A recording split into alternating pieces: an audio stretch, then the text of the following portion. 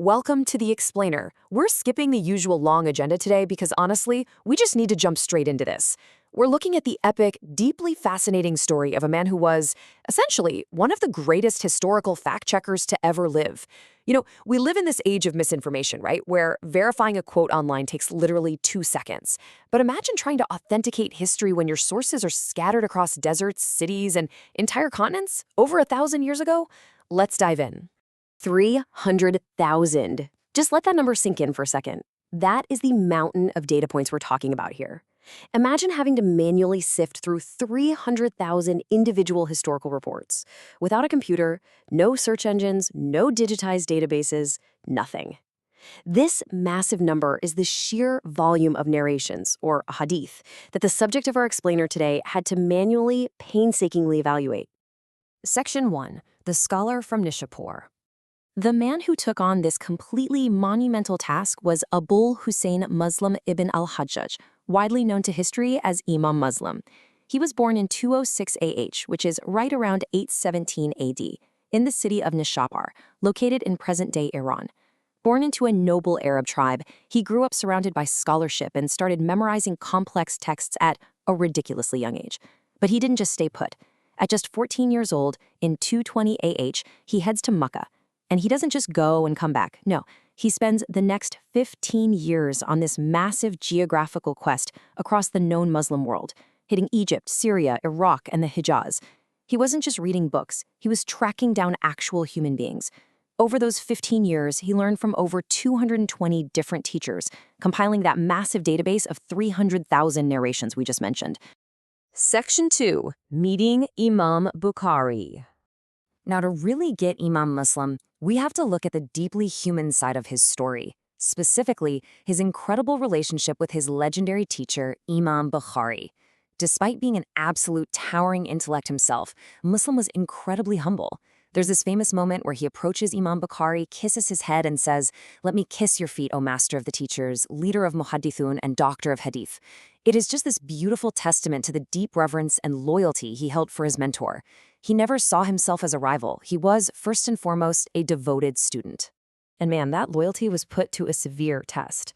At the time, there was this extremely tense intellectual rivalry brewing between Imam Bukhari and another prominent scholar, Imam Zuhali. It all revolved around a huge theological controversy known as Quran, which was a debate over whether the Quran was created or uncreated. When someone asked Imam Bukhari a somewhat ambiguous question about reciting the Quran, his highly nuanced answer got totally misinterpreted.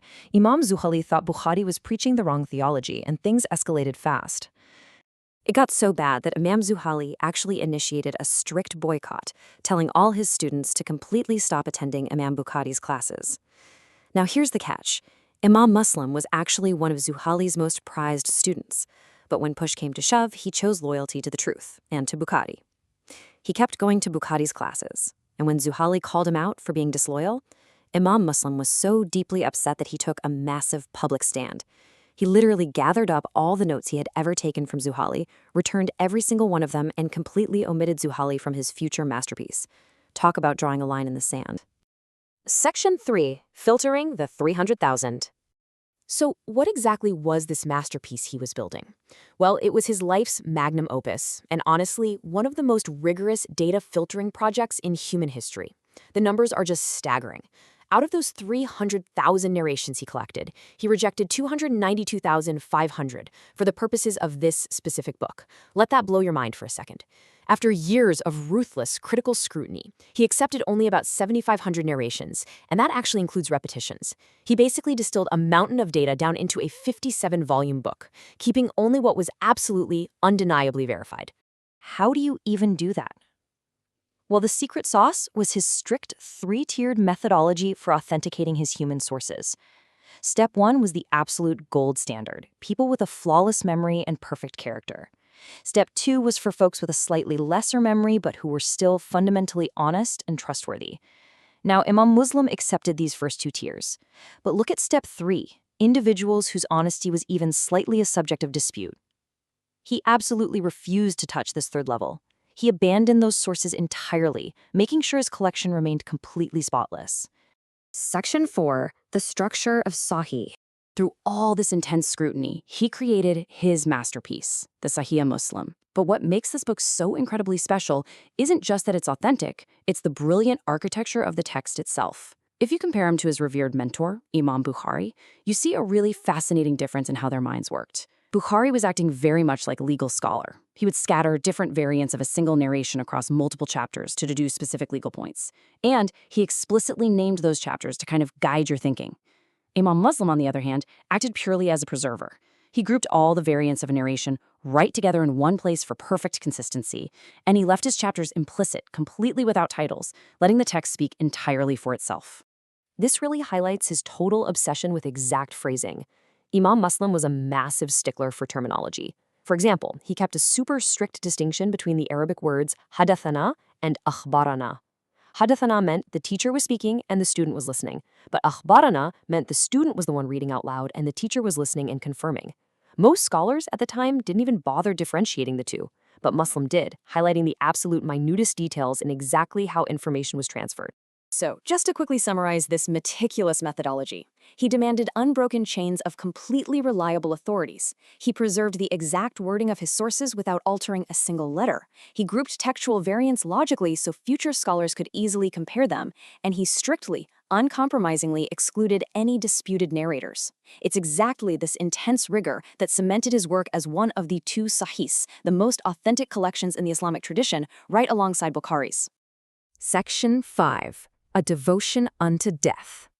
Imam Muslim dedicated 55 years of his life completely absorbed in this pursuit. Nothing could distract him from learning, compiling, and teaching. Which brings us to the dramatic, almost cinematic climax of his lifelong obsession with the truth. The story goes that one evening, he was at a gathering of knowledge and revision. During the discussion, someone casually mentioned a specific authentic hadith that Imam Muslim simply didn't know. Now, for a master who had memorized hundreds of thousands of reports, this just perplexed and bothered him on a visceral level. He immediately went home, locked himself in his study, and instructed his family that under no circumstances was he to be disturbed. Right around then, someone had gifted the house a basket of dates, which was brought into his room.